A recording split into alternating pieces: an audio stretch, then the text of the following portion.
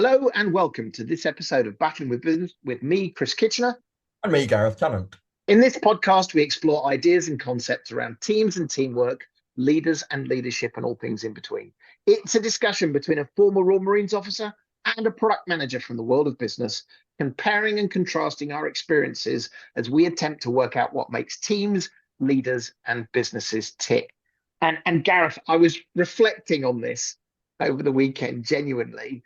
I remember being a very junior, subaltern young officer, and I knew nothing. And I was surrounded by people who knew nothing and weren't very good at our jobs.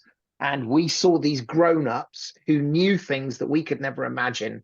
And the thing that I reflected on now at the grand old age of 52, apparently we are the grown-ups. I'm still not convinced about that. But many of the people that we have known, we've worked with in the past, are now proper grown-up people with proper serious jobs. In fact, not just proper grown-up jobs, but actually some of the most interesting jobs. And we've been very lucky. We've had some of those people that we know on the podcast, and there's others we're inviting.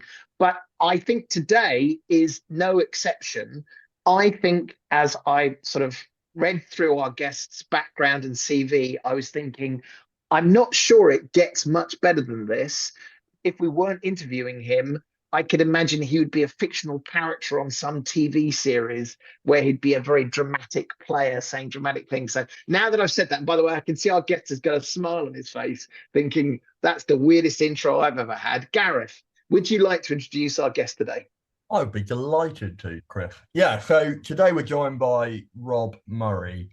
Rob is I'm very pleased to say Rob is a close friend of mine, and I've known Rob for over a decade now. We first met when we did the Qualified Weapons Instructor Intelligence, Surveillance and Reconnaissance course back in 2012, which I've talked about on the podcast before, I think, a couple of times. It's a very long course run by the Royal Air Force, and it's all about how you integrate and use different sensor capabilities across the battlefield to make sense of what's going on and to provide decision makers with information, or intelligence as we call it in the military. And Rob and I were two people on the course who were slightly out of our depth in that it's an RAF course, very technical and with some very, very bright, mostly air crew from the RAF. And Rob was an Army officer and I was a Royal Marine officer, and we sat at the front of the class and largely for the first few months had no idea what was going on. Rob took that course. We both qualified, me just about. I think Rob came ahead of the course, in fact. Rob took that course and went running with it. I absolutely didn't, and left the Army almost straight away to go and work for NATO, where he started with the job title of Head of Intelligence, Surveillance and Reconnaissance, Defence Investment at NATO headquarters in Brussels, and immediately catapulted himself up a couple of ranks within the civil service at NATO, and then moved on to land defence investment, head of intelligence, and then eventually ended up as head of innovation for NATO. So whilst I piddled along being a middling officer, Rob carved himself out quite a career. He then ended up moving his family over to Maryland and becoming a senior lecturer at Johns Hopkins University for about 3 or 4 years. He's a non-resident senior fellow of the Atlantic Council, and he's currently the chief innovation officer for Saab Inc. So yeah, where I sort of took some lessons from the RAF and then tried to turn them into Royal Marine lessons in the tactical sort of littoral environment, Rob carved himself a whole career. So there's a comparison there. But I'm pleased to say Rob and I have kept in touch ever since, and we've sort of worked together on a few things, and he's a thoroughly nice and interesting bloke, which is why we've invited him along. So welcome, Rob. Well, thanks, Gaz. Thank you, Chris. And you're right, Chris. That was a slightly unexpected introduction, and very generous nonetheless from both of you, and absolutely thrilled to be here to talk and have a discussion about, all things leadership and various other bits and pieces to both you and for your listeners. Now, before I ask the first question, I was thinking about this during the intro, which is I said that you'd be in a TV show. I'm imagining the American president shouting, "Get me the head of innovation at NATO," and then Kiefer Sutherland turning up and then there being some kind of activity. So they go. Anyway, enough of the nonsense. Whilst we're on that, there is an interesting story that I'd like Rob to tell about his first week, I think it was, in his job at NATO, all around the RQ4 Global Hawk program. I think you know where well, yeah. So going back to 2013, so just over 10 years ago. And I'd just been appointed, as you know, Gaz highlighted, as the head of intelligence, surveillance, and reconnaissance for the alliance, and it was very much a policy role. It wasn't operational, and so that in and of itself was quite an interesting challenge, a leadership challenge, because I had up until that point spent pretty much all of my army career in the field army, frontline units, and or various courses, as you know, Gaz alluded to, and so suddenly having jumped to Brussels and working in international politics and policy, that by itself was quite a leap. I was 32 years old and at the time, and I would say my peer group in the building were probably about 20 years older than me, roughly. And so I was looked at quite differently, and I hadn't fully sort of appreciated any of that. But in my first week there, maybe even my first couple of days, I forget now, NATO was in the business of, or process, I should say, of buying these huge drones. So basically a squadron of drones, kind of like the size of a sort of 737 jet, massive things. They'd be flying at like 70,000 feet and used for surveillance and reconnaissance purposes. And it's quite unusual for NATO as an organization to actually buy this stuff. Normally what happens at NATO is allies have stuff. They have ships, they have tanks, they have armaments of varying descriptions, and they provide those to the alliance for operations. But NATO does have a few things, and it does have a squadron of AWACS aircraft, so sort of the big 707 jet with the big sort of M&M on the top, the radar, and it's buying these drones. Anyway, what was challenging with these drones was that they were being developed during the late 1990s and early 2000s. And when 9/11 happened, the United States essentially took these drones out of their sort of development phase and pushed them into Afghanistan to support those early operations in sort of 2001 in October, November timeframe in Afghanistan against Al-Qaeda. And as a result of that, the sort of standard process when it comes to airworthiness certification for those drones wasn't really followed. And the American Air Force kind of made up for that because they were able to generate hundreds, if not thousands, of flying hours in Afghanistan, and that was good enough, in terms of airworthiness. However, when these drones then started to be sold to other nations and other entities, that airworthiness certification sort of data from the get-go becomes quite important for authorities to be able to certify these drones.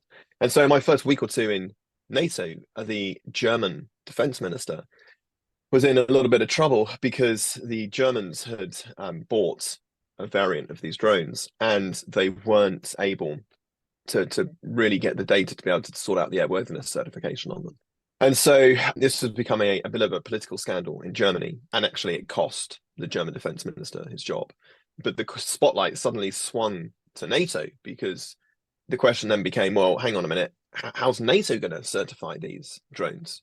And so within just, a few days having been in the building, I was having to write a memo for the Secretary General as to trying to answer this question and how we will go about doing this. And it got very political very fast. As I say, a minister in Germany ended up losing his job over it. So that was my sort of welcome to the world of Brussels and politics. And that sort of roller coaster didn't really stop for the best part of a decade. Before we come online with our guests, we say, listen, we've got a few questions. And I usually say, but by question 3, the questions we've prepared become irrelevant because we go off on another topic. And this is I haven't even got to my first question. But Rob, one of the things that has always struck me about organizations like NATO is that they are made up of a very, very, very diverse group of people, presumably with very different goals, and your job is to bring them all together. In this case, you standing there in the middle, having to solve this quite tricky problem that, as you say, had already cost the defense minister's job. Can you talk about how you thought about managing that world, and even, dare I say it, leading through that world? How is that different from an organization where they're all broadly aligned and all under the same heading? What was that like? What did you learn? Yeah, it's a really good question, Chris, and I think that, I mean, maybe just taking a slight step back before I get into the specifics for that. I feel that when it comes to leadership, there is no perfect leader. All right, just like there is no perfect parent, there is no perfect partner. It's a constant endeavor and activity, and so it's something which, as a young officer in the army, and I should say, before I joined the army, I was actually in the Royal Air Force. I left school when I was 17, so I have no A levels, I have no undergraduate degree. I went straight into the ranks as a 17-year-old, and did about 3 years in the Royal Air Force, working at Permanent Joint Headquarters, which is Britain's operational headquarters, based just outside of London, in a little place called Northwood, and that's where all of the nation's operations are run from. And so, as a young 18-year-old there, seeing that environment, seeing the different services, how they operate, and so on and so forth, I realized that actually, the Air Force wasn't the right cultural fit for me personally, and I was more suited to the army. And so some people saw some potential in me, and helped me get through the process of getting into Sandhurst, and then onwards and upwards. But anyway, my point being is that going all the way back to being a teenager, going through the academy at Sandhurst, and then being in the army, my leadership style, it evolved, it developed, and the context is really quite fundamental to that evolution. But what doesn't change, I should say, is people, and the notion that when I think about leadership, actually, fundamentally, we're trying to get the best out of people around us. So when we fast forward to Brussels and to NATO, the challenge there, it's a very different challenge to that of the military, because it is diverse. All right, the alliance, when it started in 1949, we're now in the 75th year of NATO, and the anniversary is today. In fact, we're recording this on the 4th of April. This is the 75th year birthday today of NATO, and it will be formally celebrated in July at the NATO summit in Washington this year. But anyway, when we think about the 12 countries that first established NATO, yeah, they're diverse, but actually they're not too diverse, in so much as predominantly, there's obviously North America, so the States and Canada, plus many Western European nations. And because this is straight on the back of the Second World War and leading into the Cold War, that shared experience, and having a move into a bipolar environment of East versus West, of two superpowers, the United States and the Soviet Union, there was a real clear focus on what the alliance was all about, and how to bring about the various sort of activities to support that goal. It wasn't perfect. There's plenty of examples when you go through the Cold War, when you go through the 60s, when you look at the challenges France had with NATO, with de Gaulle, and the sort of NATO headquarters being asked to leave Paris and finding a new home up in Brussels. It wasn't all perfect. But nonetheless, I think the focus was quite straightforward. When we fast forward 75 years later, from 1949 to today, we've now got 32 countries. We now have differing perspectives as to, okay, well, Russia's a challenge, clearly. China is a challenge. There is a threat and a war, quite frankly, going on in the Middle East. So therefore, for the southern flank, with regards to Turkey, Greece, and so forth, that's a challenge. And then, of course, you have the issues around the southern elements to the Mediterranean, North Africa, the issues around there, coming onto sort of NATO territory. And indeed, now with Sweden and Finland joining, you've got the whole Arctic region as well. So at a very geopolitical, big picture level, the diversity when it comes to national interest has significantly stretched. And that stretch and that change was occurring over the decade that I was working in Brussels. So what does that mean in reality when you're sort of getting down to trying to negotiate different things? Well, your job, I worked on the Secretary General staff. So I worked on what's called the international staff.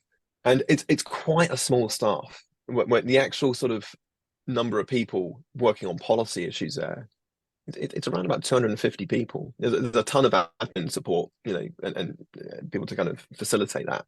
But pure policy people, that's pretty small. To put that into context, it's about the size of the United States National Security Council, roughly.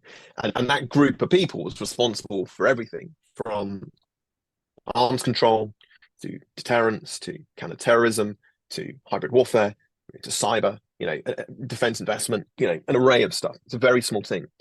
So your job on that team, fundamentally, you're a diplomat more than anything else. And your job is to find the middle ground, right? There is always a middle ground. It just has to be found.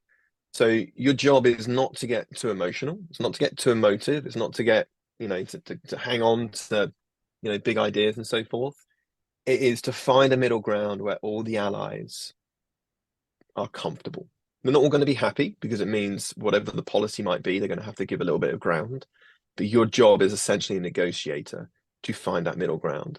And the way I found success came from that is getting to know the people. I know that sounds really obvious, but really making a strong effort to build relationships among the different delegations from the nations that are there in the building at NATO headquarters. So you imagine this building in NATO, in Brussels, huge building, and every NATO nation has like a mini embassy inside the building. And they have national representatives sitting on different committees and so forth, making decisions. So on the one hand, that's great because you've got everybody all in one location, very unusual, totally different to the United Nations. You go to the UN building, you then got all these missions to the UN, these mini embassies spread all over New York. So much harder to build those relationships. And that is what this is about. It's a people sport. It's personal relationships, and it's understanding the positions which people are trying to get towards. And your job is to carve out and find that middle ground. It's a very different style of leadership to that of being in the military. So I mean, I'll pause there, but just to give you some context. We've talked a lot on this podcast about leadership and the difference between my experiences as a junior leader in the Royal Marines and Chris's experiences post his brief naval career, but in the commercial world. And we've had several guests on who are of various different backgrounds, but military leaders. But I don't think we've ever really got to the discussion about the difference in leadership style that is required when effectively what you're talking about there is political leadership. Would that be fair to say? Yeah, I mean, and both with a capital P and a small p, and I suspect both you and Chris have got experience of dealing with politics in organizations and people's egos and just the realities of pretty much every large organization, well, large or small, actually. There's always a degree of politics. But here you kind of have to layer on top a capital P politics and have a firm appreciation of what is going on in 32 different countries, what the motivations are. And also you have a unique perspective on the international staff because yes, you belong to a nation. Yes, I'm a British citizen, but you're not there under a British flag. You're not there under a French flag, under a German flag, under an Italian flag. You're there working for NATO. And so you can be somewhat objective in terms of, look, this is where we believe the best approach is with regards to the alliance. And not every nation's going to see that or support that. And so you have to be able to have a pretty strong political argument for that. And we can get into some examples of that later. But yeah, this is about political leadership, and there is a difference. So, Rob, it's always fascinating to get this insight from the people who've experienced at that highest level. One of the things you talked about, you used the word very carefully, was compromise, finding what that compromise and go. And by the way, I think there's echoes of this is true of every leader, every business, every role, whether it be military. I think this is probably heightened, but there's commonality there. My question for you is, if you went to a business and said, guys, we're going to get a bunch of people in the room together and the goal is to compromise, you'd get lots of very angry people because they would say compromise is not the best solution we will fight to the death till we get the best solution, and compromise feels like this middle ground. Did you feel that was the case? Did you feel that there was a better answer, or did you feel that actually compromise was the good answer? I don't know whether I'm saying that correctly. It's like, did you feel you were never quite getting the right answer because it was compromise? Yeah, it took a while, I'll be honest. It's a different skill set. And when I first got there, like I say, in my early 30s, all I had really experienced was the military and the military way of doing things. And of course, in that sort of environment, it's only in my experience, you wanted clear direction, clear guidance, a clear focus. It's not to say one doesn't have a discussion and debate as to about, where you're going, what you're doing, but you want that clarity. And then the rest of the organization can kind of just get behind that and off you go.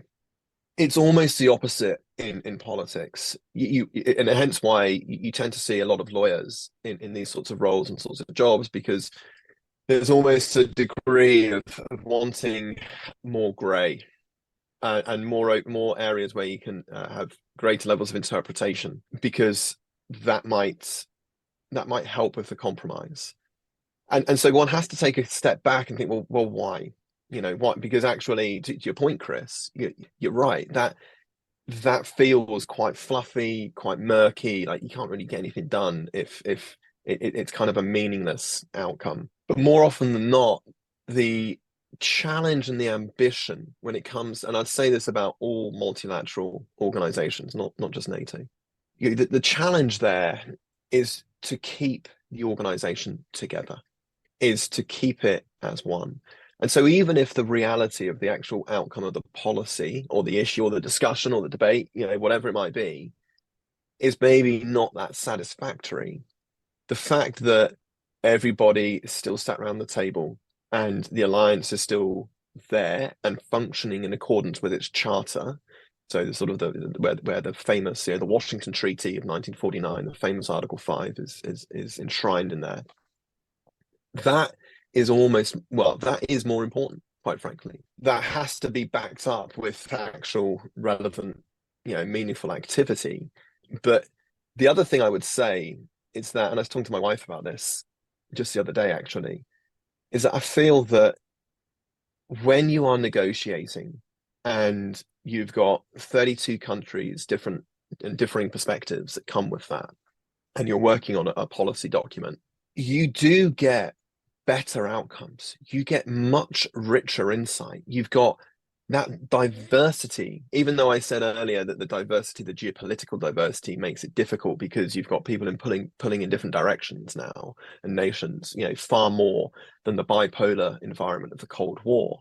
Actually, what you do get when you've got a skilled negotiator, and it took me a number of years to be, to be a relatively skilled negotiator and diplomat here, you get a much better outcome. You get much better products. You've got, 32 brains from 32 different countries, and sometimes they'll be representing the Ministries of Defense or the Ministry of Foreign Affairs, like the Foreign Office in UK parlance.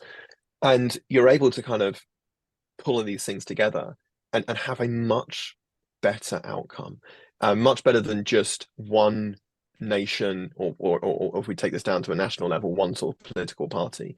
And it does make me think, and I'm sort of going off piste a little bit here, how when we see, our European friends, many of them that have coalition governments, how you tend to have more stability in those countries because there is a forcing function when it comes to compromise. And you don't have sort of more ideologically driven policies and outcomes. And so I found that it's hugely frustrating. I can't tell you it's slower, it's longer. It is wildly frustrating when you think you're close to a negotiation and suddenly, people want other things thrown in. But generally speaking, I'd say the outcomes are better and stronger than what you would find domestically in a single nation. It's such an interesting thing. Throughout my career, there has been the cry of, we need to make decisions faster. That somehow, literally, if you make a slow decision, that's a bad thing. And you've just described a world where there is no option other than to make decisions at this slower pace. But in that world, how, and I have to believe this was almost something you thought about every night, how do you optimize, perhaps is a bad word, but how do you get the best tempo? Because presumably a discussion about a thing could take a year or 2 years and there's endless debate. How did you sort of nudge that along? How did you get the fastest and best outcome? What techniques did you use, or how did you think about it? So that's a very, very pertinent question, and there's two ways really. So first of all, the organization itself has quite an aggressive schedule of events that occur frequently. So every quarter there is either a defense ministerial meeting or a foreign ministerial meeting. So today, again, Thursday, 4th of April, foreign ministers will be meeting to sort of celebrate the 75th birthday of NATO in Brussels. So every quarter there's that forcing function, and when ministers meet in the context of the North Atlantic Council, which the Secretary General chairs, they don't just want to be, chewing the fat and sort of, spinning dits. They want to actually make decisions, and so for that forces the rest of the organization to get stuff to them in time to make decisions on certain things. I'll give some examples in a second, but that's one bit. And then annually, there is a NATO summit which heads of state and government attend, and that has crept up on an annual basis. It used to be biannual, used to be every 24 months. It feels like that has now become every 12 months, which, to be honest, is probably too much. I think that is probably that's asking too much of the system, because it's a system that was designed, and let's just go back in history a little bit. It was a system designed in 1949, and it was designed to try to help and maintain the balance of power in a nuclear environment of mutually assured destruction.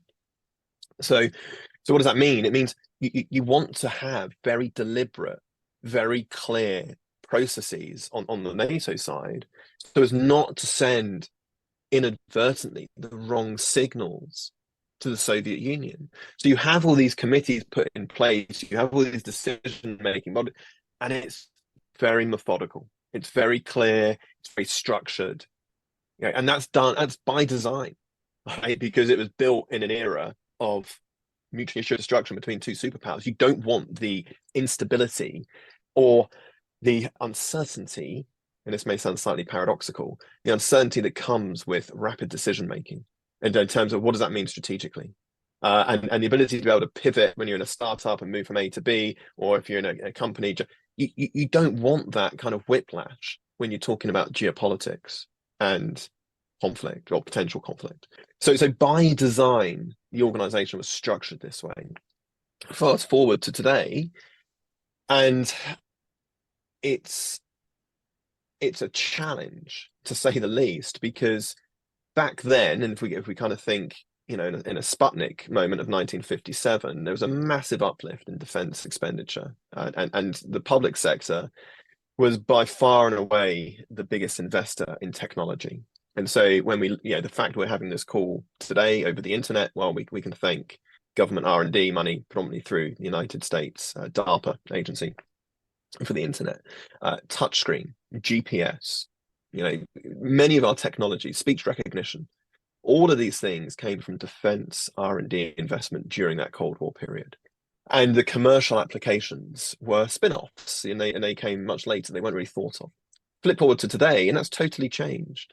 And so we've now got a NATO type structure that's built for very deliberate process, very kind of deliberate sort of signaling, not only to one's own nations inside the alliance, but also to one's adversaries, to make sure there isn't miscommunication.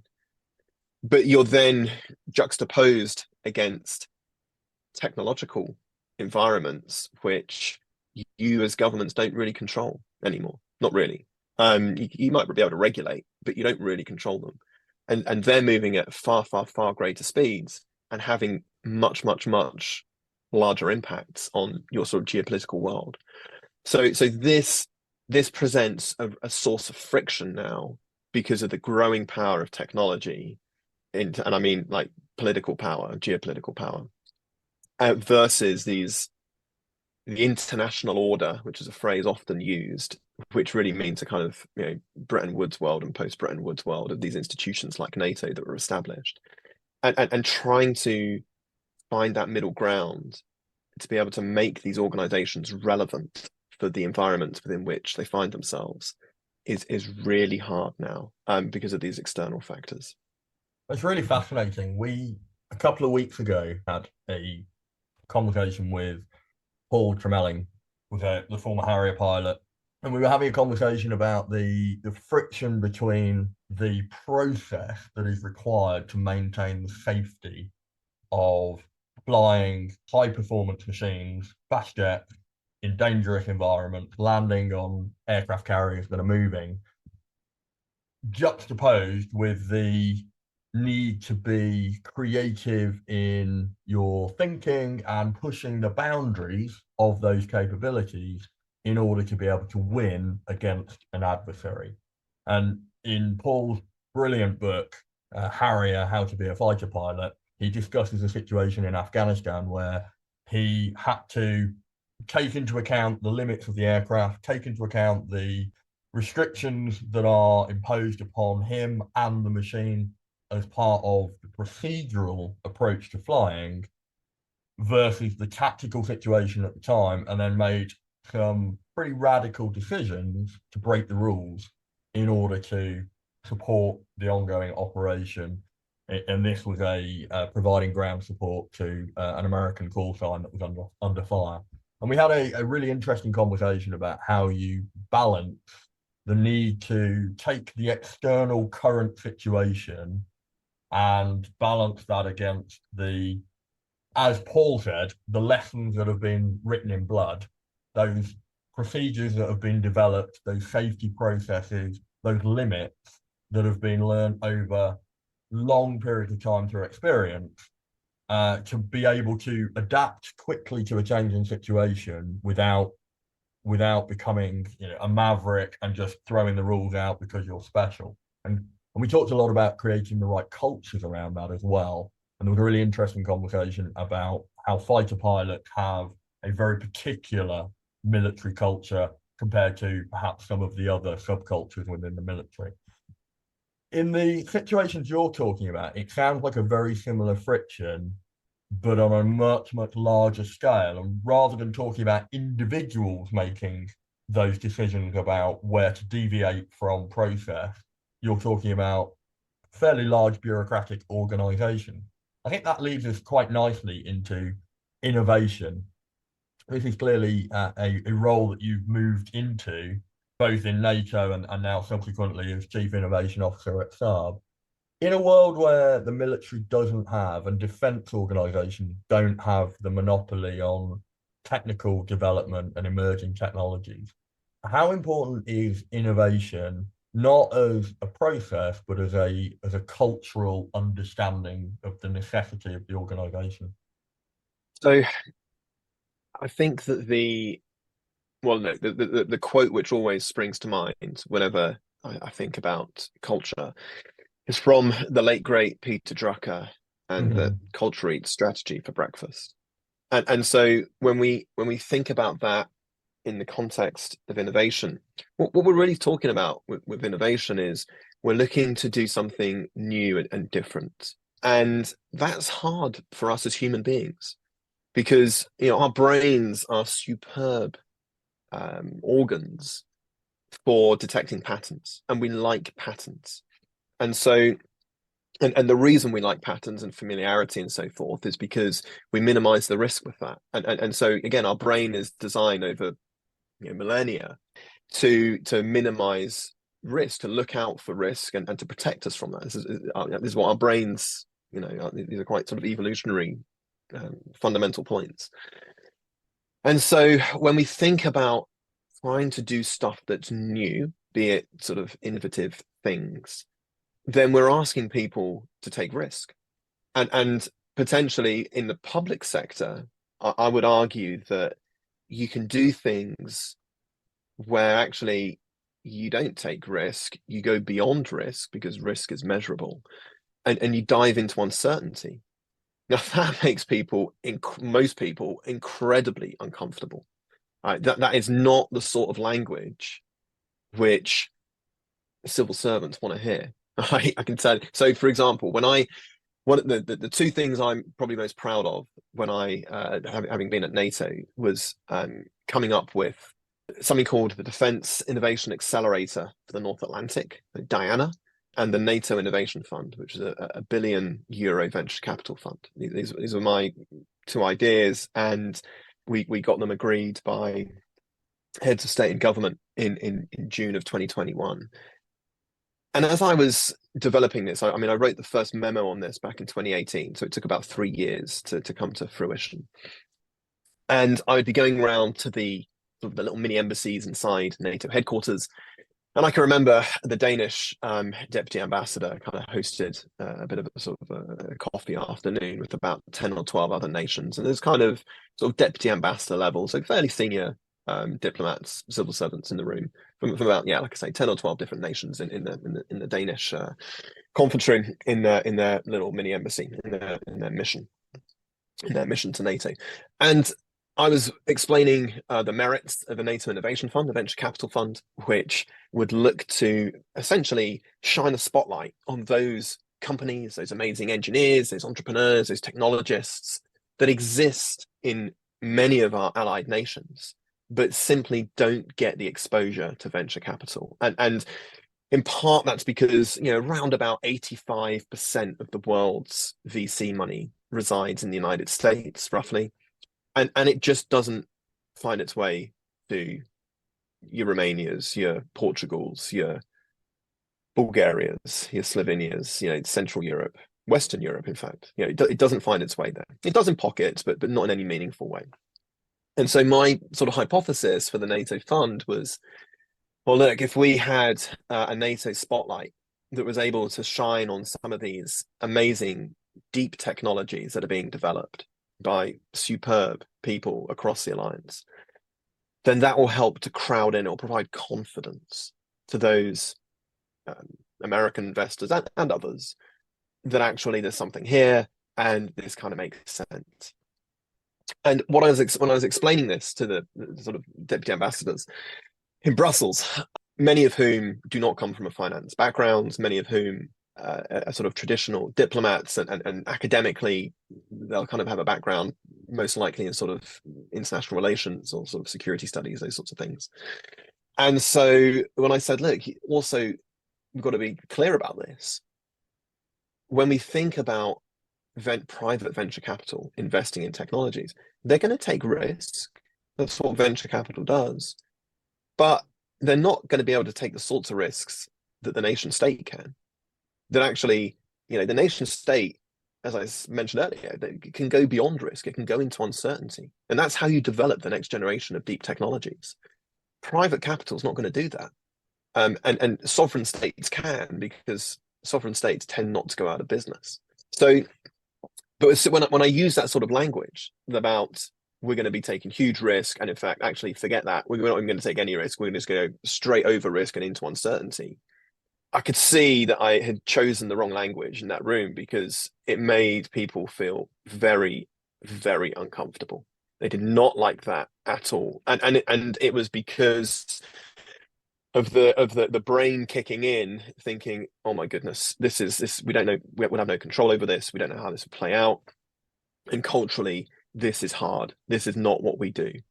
So it took a lot of effort and skill by me and a couple of guys in my team to really bring nations around to sign off on this what became the world's first multi-sovereign backed venture capital fund.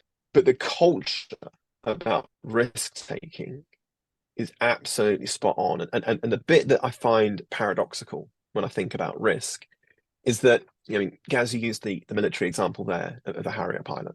And what tends to happen in the military is that people in their late teens and sort of early to mid 20s take an awful lot of personal risk when on operations, that sort of age group. We then have on the technology side we have startups, and again, young people, maybe post PhDs, post university, but predominantly in their sort of 20s, taking huge personal risk when it comes to their career in establishing startups. And that is where we seem comfortable that the next generation of technologies come from. So we've got this kind of two ends of a bridge of young people on the military side, if we frame this purely from a sort of national security perspective, young people on the military side taking risk to life when they're on operations. And then the other end of this bridge, we've got young people on the technology side developing the amazing, awesome tech that is hopefully going to get them there. But then we've kind of got just a massive gap between these two ends of this bridge, where there is then civil servants, senior military officers, investors, all the other sorts of entities in this ecosystem necessary to bring these new technologies into the hands of operators.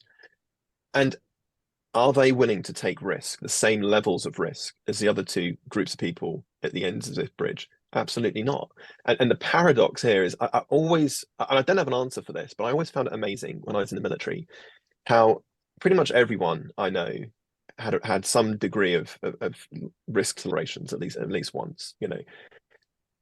But the probability of you coming back to the UK and going into a staff job or to the Ministry of Defence or something like that and doing anything that might be a risk to your career, forget it.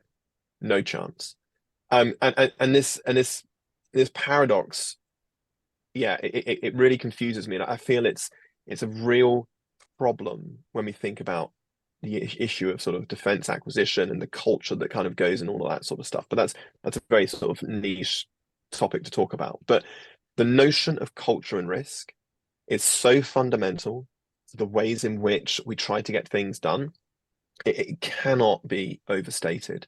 And what we're really doing when we think about this, or at least when I do, when I think about leadership in this context, is as a leader, your job is to provide psychological safety to those around you, be it in your teams or indeed, you know, when I'm talking to deputy ambassadors, whoever it is, such that A, they can speak the truth, and B, that they're not completely fearful and afraid of what is about to happen or what could happen. And that recognition, and I think that's a core fundamental point for any leader in any context. You have to provide that psychological safety because the brain is hardwired to avoid risk. So if you want to take risk, you've got to provide that safety. We need to take a break now, but that's the really useful segue into what we'll come back to in the second half when we start talking about what we can do as leaders, military, political, or commercial, to generate the right kind of cultures, the right kind of teams to embrace the risk, to embrace the decisions that have to be made within that uncertainty to allow innovation to flourish. So we will be right back after this short break.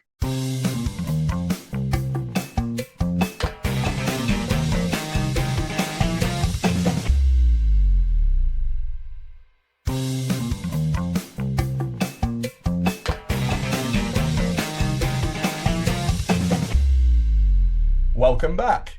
So before the break, Rob, you were just talking about the relationship between risk and the cultures that are required to make decisions in uncertainty. And funnily enough, you talked about the sort of paradox between military organizations who are, you know, famous for being risky organizations. We put men and women in harm's way. And as you said, young people in their 20s who take great personal and physical risk. And yet these same organizations seem to be unable to make decisions about future planning with quite the same appetite for being risky. And we're going to do a whole episode, in fact, I think it's the next episode after this, where we explore why culturally militaries are really good at operational planning and allowing things like mission command to allow that uncertainty to be the driver to get towards a strategic goal on operations, but why they're not so good at doing that when it comes to procuring a new armored fighting vehicle or whatever, and the procurement challenges that we inherently see time and time again in military organizations. And I don't think it is just a military thing. I think it's a large public sector I'm always the one that ruins the conversation and makes it more parochial. So I think where we're moving to, and I think your tenure now as the Chief Innovation Officer at Saab sort of brings us back to the commercial world. I want to ask with a really dull question. Through my career, the word innovation has been bandied around. Organizations shout the phrase, "We must innovate." But there's almost no connotation of innovation somehow that is bad. And yet when you try to put your finger on why do you want to innovate, what does innovation mean, and what do we get, we've almost preloaded that we understand that and said, how do we balance risk and portfolio? And we should come to that. But almost a parochial question, Rob, what is innovation? And please, Saab is a really good high-tech example. You are the Chief Innovation Officer at Saab. What does the board want you to deliver, and how do they want you to deliver that? So it's not a parochial question, Chris, at all. I mean, this is absolutely spot on. It's fundamental. And I think when looks at innovation, you can't aggregate this from strategy. And really, when we think about innovation, or certainly when I think about it in my mind, what are we trying to do here? Well, fundamentally, we're trying to build a future that doesn't yet exist. And whether that be through organizational change, whether that be through business model innovation, whether that be through new technologies, and leveraging them, however one wishes to do so. It's about having a very clear understanding of, right, where is it we want to be in, for argument's sake, 5 years from now? What does that look like? And then, okay, how do we get there? And can we carry on the path we're on at the moment, or do we need to make some changes? And so, I quite like Clayton Christensen's innovation S-curves. So the former Harvard professor. So a good example here is in the music industry. Back in the day, you'd have had you'd have records, vinyl. They're kind of making a bit of a comeback now. And eventually they got replaced by cassettes, which got replaced by CDs, which got replaced by MP3s, which got replaced by Apple, iTunes, and Spotify and things like that now. And so the question becomes, if you're able to have a degree of prediction based upon the technology trends, based upon the market trends, based on where you as a company want to be in, let's say, 3, 4, 5 years from now, then what does that mean for your product and portfolio as things currently stand? Is that going to make sense, in that new future that you're trying to create? I think that when one discusses innovation, it can mean everything and nothing, depending on who you're talking to. For me, it's tied fundamentally to strategy, right? Where is it we wish to be? What do we need to get there? Right? How do we go about doing that? And having that curious, and this is key, having the curiosity and quite frankly, the humility to know that you don't have all the answers. You probably don't even have all the right technology, the people and insights and so forth, but you're able to determine the right sorts of questions to ask in order to find out, all right, well, what is necessary to create this future, to build it. And that actually brings us back again to the point we're discussing before the break about culture. So innovation, it's a lot more than just widgets and gadgets and trying to have some smart tech, and that's just one very, very thin layer. It's also about looking at working practices, looking at the ways in which you might want to partner with new entities. It's a you're a shark. In other words, you're constantly moving. You don't stand still. And I think that the biggest challenge for companies is knowing when to move on that innovation S-curve. So, for example, you go back to Kodak. Kodak invented the digital, one of their engineers had the digital camera. They had that in their portfolio back in the 70s. But of course, the board and the different business units are like, well, what are you talking about? We've got wet film. Why on earth would we want this digital thing? This makes no sense. Why on earth would we give up our current revenue streams for a new product that's tested? And of course, that's a very extreme example. You're not going to suddenly just drop all of your current product. But when do you kind of merge and change that old product to the new product? And how do you predict that based upon other factors? Because obviously a digital camera is fine, but if you don't have the computing power and sort of the various infrastructure to support it, then it's actually kind of irrelevant. And obviously, so the point being is that for a lot of companies, They struggle with seeing the future, because seeing the future means discussing scenarios associated to uncertainty. And as we've already talked about, human beings don't like that. They like certainty. And certainty comes with the here and now, and what has, gone on in the sort of near past. So innovation fundamentally is trying to create that strategy, that forward-leaning vision that can then bring the rest of the company with it and actually build a future which you wish to see. So it seems like there's a really interesting pivot point. You can tell I've been in places where people jump around saying we must innovate, and I'm sort of thinking, I think you're saying that because it seems like a good thing to say. What you said, which I thought was really useful, was strategy gives you the guide to innovate to help drive us close to that strategy. However, there's a flip side, which, and this is something we've talked about, we kind of keep skimming over in lots of episodes, which is the emergence. I am doing research, I don't know what I will find, but I might find something which will change the strategy or introduce a new strategy. How do you see that? Because I think in this may be right or wrong, but I think in terms of innovation and investment as a portfolio game. You talked about, politicians saying, I don't want uncertainty. But if you say to a politician, well, 90% of the world is invested in what you want, what you know you're going to get, and 10% is invested in innovation, people feel more comfortable about this. How do you think about that? Do you have people at Saab who are in rooms where you say, go do interesting things and tell us what you find, and we're not even going to tell you what the strategy is because we want you to reveal something that might even change that strategy? So I love that. I love that way of thinking. And what it also demonstrates is the need for humility, because I think there's often in any large organization, and corporate businesses are no different, when a strategy is set or a plan is set, it's sometimes difficult to have the humility to be like, you know what, 6 months ago we did this and then we briefed the board, but guess what, situations changed and we need to flex, and here's why. People are often fearful of doing that because they don't want to be humiliated. They'll see that as a kind of a humiliation. And so there is a big cultural element to this about having that sort of bravery, if you will, to actually change course as necessary. Now, to the specifics about, is there lots of very clever engineers and technologists and PhDs and so forth working on different areas where, quite frankly, we don't know what the outcome's going to be and the implication for.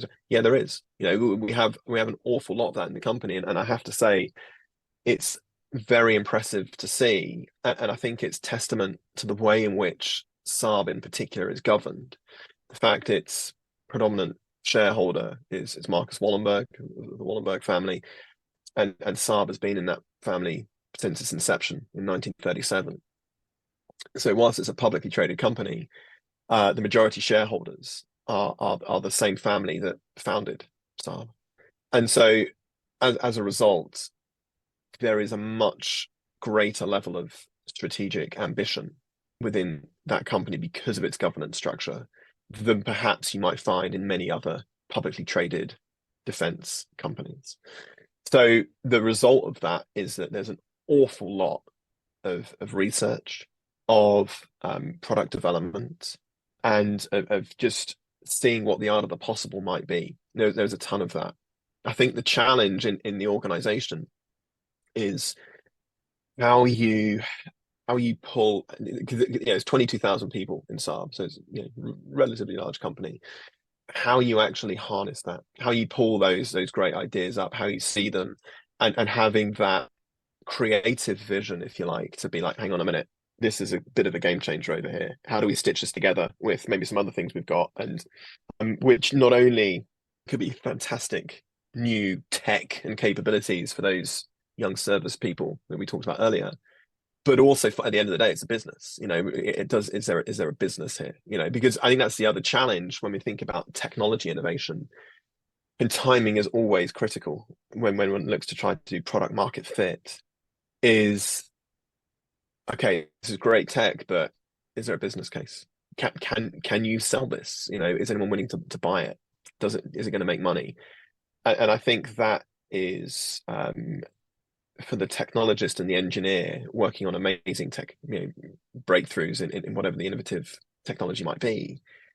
I think that product market fit component, the business side, is usually lacking. And actually, and I'd say this probably in most companies, I think that when you're doing new development of stuff, of trying to be creative and innovative, it's not good enough just to have a great technology, a great product. If you can't get it to market and you can't sell it, then it's not irrelevant, but it's close to being irrelevant. And so when you look at the number of sort of engineers or technologists working on product X, and then you ask, well, how many product development and marketing people are there? And it's kind of, well, zero. So, well, you're solving half the equation.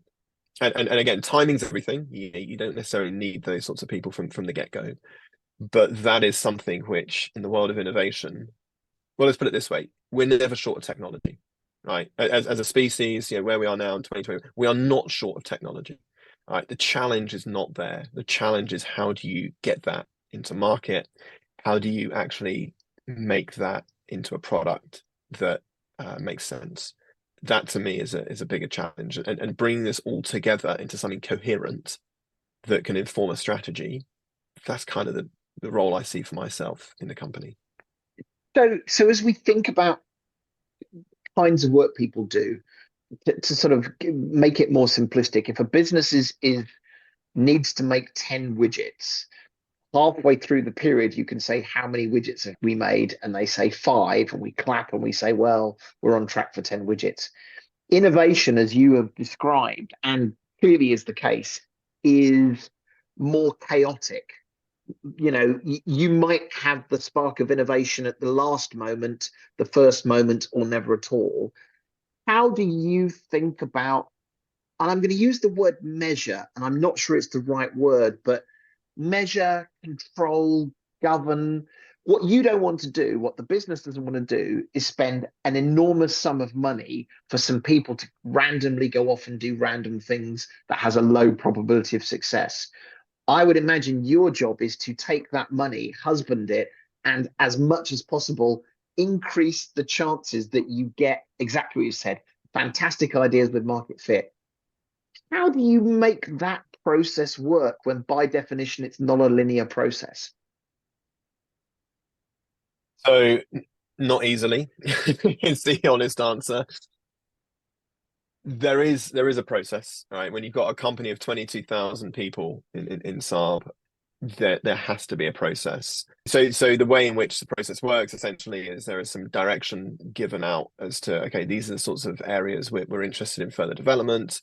And then there's kind of a centralized way to leverage resources and effort and kind of track, all of the different initiatives that go on for all of that. So that's kind of internal processes. So that exists. I think the thing where I'm kind of always caught in two minds on this is, on the one hand, you do need some degree of guardrails of control. Otherwise, it could be, who knows what could be going on. It could be all sorts of things. But on the flip side, I'm a big proponent of trying to give people as much maximum freedom as possible when it comes to creativity, and let them run wild, so to speak. And what I tend to find, and I've found this everywhere, this isn't just in Saab, this is the same at NATO, it's the same in the army as well, is that people tend to get so hung up on the process and trying to sort of tick the right boxes and go through the various procedures and what have you to either unlock some money or maybe fill in the sort of the requisite report on how things are going and track progress and so on and so forth. That becomes the dominant factor. That only the process is what people are focused on, as opposed to, all right, the process is there just to keep check of what's occurring, but that's not the outcome, right? The outcome is the amazing creative product or a business model innovation or a new way in which we might think about production or whatever it is. And my concern is that often in large organizations there's almost there's almost a law of large organizations where process dominates and at the expense of actual rich content and action and activity that's pertinent and relevant. And that is a constant balance which I am having to kind of weigh up, you know, in my own mind, and it's a bias of my own. You know, if you speak to any of my former colleagues, for me, I have a bias for action. I want to get things done. I want to take action and to make impact. You know, for me, innovation is taking ideas to impact, but you need some process in there. All right, so it's just kind of, it's completely chaotic. So I have a natural bias for action. I know there's a need for process, but I feel sometimes it is overplayed. My experience through the years, the fact that you're nervous about that balance is probably the right place to be. I mean, as you were talking about it, I think the clear statement was there is no process that is going to guarantee innovation. There is, you set the conditions to enable innovation, but to your point, you want to also put the right guardrails to husband what you're doing. I think that's really hard. And the thing about the process, I laugh. I remember back in my early days when I was at Adobe and we were talking about new products, that when you pitched your idea to the business to unlock some money or some resources, obviously the thing that people started to get excited about was how much money do you think we could make? And everyone got very excited about it, saying, well, obviously we have to attach this to outcomes. It can't just be pointless research or development. And what was the direct outcome? People would make up a bigger number than the last person who came to them to ask for it. So to your point, the process actually ruined things because people were focused on how do I make the process work in my favor rather than the best idea. I think there's an additional element as well, which is once you recognize the uncertainty of the external factors in the external environment, and once you recognize that not everything is known and therefore not everything is going to work, you're not just setting metrics on expectation, you also have to build in a level of resilience to failure. And organizations have to accept that if they are to be innovative, if they are to be adaptive, and if they are to move towards their strategic goals, and we've said on this podcast several times before, you know, the difference between a simple plan and a strategy is that there's a lot of uncertainty in the steps that you have to take to get to your strategic goals. Well, part of that uncertainty will be learning. We'll be learning new things. And to do that, things have to go wrong. So it's not just about setting expectations about not knowing what's going to happen. It's also about setting expectations about how much you're willing to accept that things not going the way you plan them to go are learning opportunities, and failure is not necessarily a bad thing as long as it's managed, as long as it doesn't lead to catastrophic failure of the organization. And we've talked about the, you know, the balance of testing to the bounds of breaking things and risking people's lives before. And of course, there is a very sensitive aspect of that. But having organizations that think that all decisions need to go the right way, and when they don't, or when things happen based on luck or based on, you know, a trial just not going the way we expected it to go, that's normal. That's an opportunity to develop, learn, and grow. And you have a culture, and again, we talked about this with Paul Tremelling. You have a culture where near misses, where mistakes, where things just not going the way that they're expected to go are talked about, are discussed, and are learned from. Well, that's a really healthy culture. And that comes back to what you said, Rob, about psychological safety. The ability for people to feel that they won't be judged on the outcomes, they'll be judged on the genuine intention of the decisions that they make. Yeah, I'd agree with that. What I would like to see a lot more of, and this is something maybe for you guys to consider as you talk next about defense acquisition and culture in the subsequent podcasts, as you alluded to.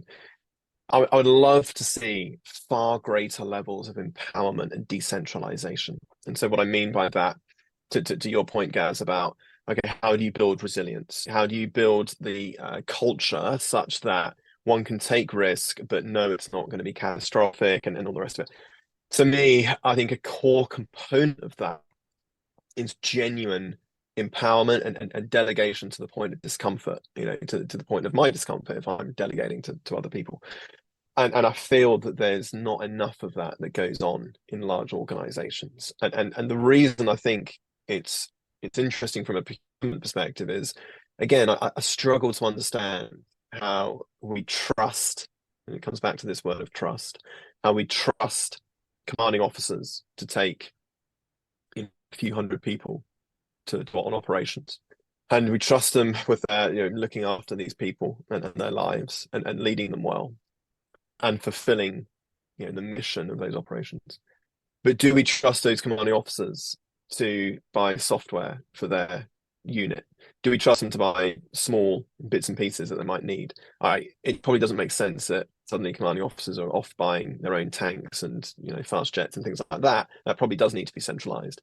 But there's an awful lot, and I've seen it work. When I was at NATO, we have a thing based just in Cambridgeshire in the UK called the NATO Intelligence Fusion Centre, and that is where many NATO intelligence feeds come in, and it's analysed. And sort of a quirk of the governance of that organisation means that the commanding officer, who is always an American Air Force colonel, essentially has the power to do his own acquisition or her acquisition.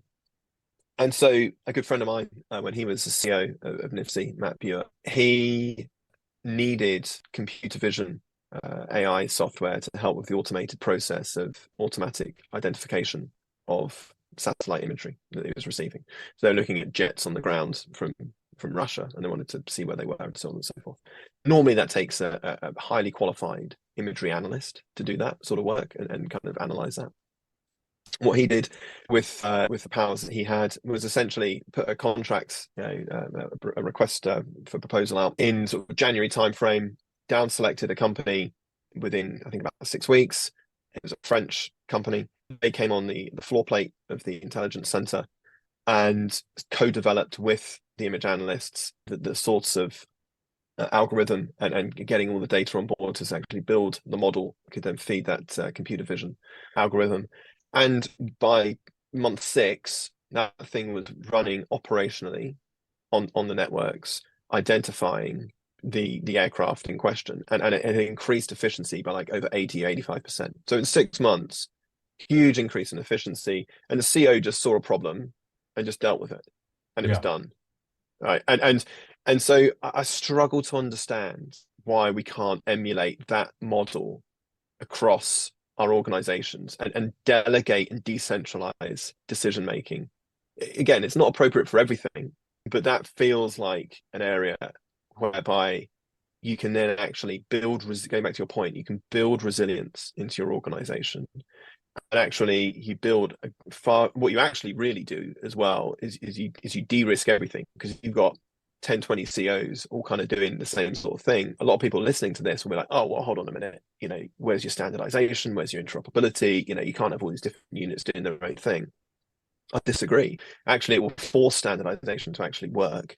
And what it'll also do is you'll create an implicit marketplace where it'll become very clear very quickly which bits of kit, which bits of software actually work and which bits, don't. So market forces will kick in very fast. So it's something for you guys to think about as you talk. The problem with this podcast is there's 1,000 ideas that come from 1,000 comments. You said something there which was about delegation and empowerment, which we strongly support. But there's the contrary piece that says today the British military, as I'm sure every military in the world, takes a person who has never bought a tank in his life and says, you now need to go away and decide what our next tank is, and you need to negotiate it. I'm way oversimplifying it. And we say, that's ridiculous. This person does not have the skills or experience to go do that job. The risk, and this is absolutely not to deny your point, it's about these guardrails and how to make it successful. Is one of the challenges, if you say to 20 COs, go away and buy the piece of software that you need, there's a pretty fair chance that 20 people will go away and spend a lot of money on some very bad choices. How do you think about giving the people that you delegate to, the people you empower, the right skills and experiences and abilities to do a good job? Because I think the standardization point you made, of course, is an excellent one, but there's just as much of like, oh my God, they're going to blow a huge amount of money on a bunch of rubbish that we're going to have to throw away anyway. How do you get that right? How did that guy make a good decision with his software, and would everyone else make a good decision? So I would push back a little bit on that point, Chris, because I think that the way I would see this happening is actually it wouldn't be the COs doing this work, let's be honest. They'd be getting the young, bright corporals, sergeants, the people that are right at the front end who really know what they need. And that's exactly what Matt did in the NATO intelligence. He didn't make this decision. He got the people on the shop floor that really know what is needed to do that, because that notion of empowerment and trust doesn't stop at him. That culture flows through him down into his organization. So is it perfect? No, of course it's not. Is it likely to be an improvement on perhaps the current model? I think it could be. The point about money is very spot on. And the way I would like to see a lot more defense acquisition take place is through shorter dynamic contracts. So, all right, you see something that might work, fine. Issue a contract for 3 months to said company with very clear objectives. Right? That to me feels like a de-risking exercise as opposed to these monstrously long contracts that tend to occur. So I think there's ways in which this can be mitigated, and you're kind of seeing this in Ukraine. This is how the Ukrainians. This is happening now, right? The decentralization of acquisition is happening on the ground in Ukraine, down to platoon level, where people are buying their own armaments and it's forcing interoperability and standardization. Yeah, I completely agree, Rob. And I think the example that you gave there, Chris, we'll explore in the next episode where that balance is. But I think it's oversimplistic to think that one procurement agency would have a better, more efficient way of understanding what software everybody needs, as opposed to different organizations going out. And it comes back to Rob's point about diversity. It might be quite inefficient. It might be quite frustrating. It might be quite ugly. But actually, you're more likely to get after the right answer quicker and cheaper than one organization thinking they can solve the problems for everybody. But let me just briefly just jump in on that very, very briefly. There is a big difference between efficiency and effectiveness. Yes. And often those two words are put hand in hand. And Gaz is right, this wouldn't be efficient, probably wouldn't, but would it be more effective? I suspect it would. Yeah, absolutely.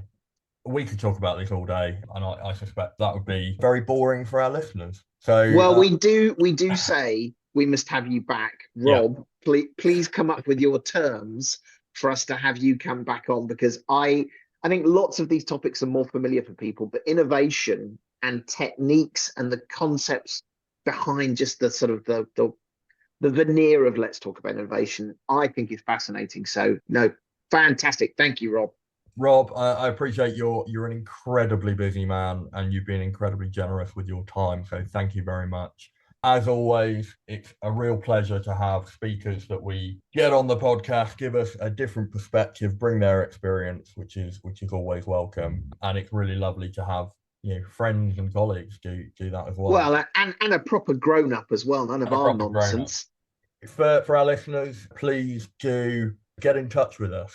We are available on X at Battling with Biz, which is biz with a Z, or you can email us at battlingwithbusiness@gmail.com. Please send us your thoughts, ideas, comments, throw spears at our sort of takes on things, and get involved in the conversation. Wherever you listen to this podcast, please do like, subscribe, and share with your wider friends and family. We're trying to grow the audience and grow the podcast so that we can keep it going. But for now, thank you very much for listening, and we look forward to having you back next time.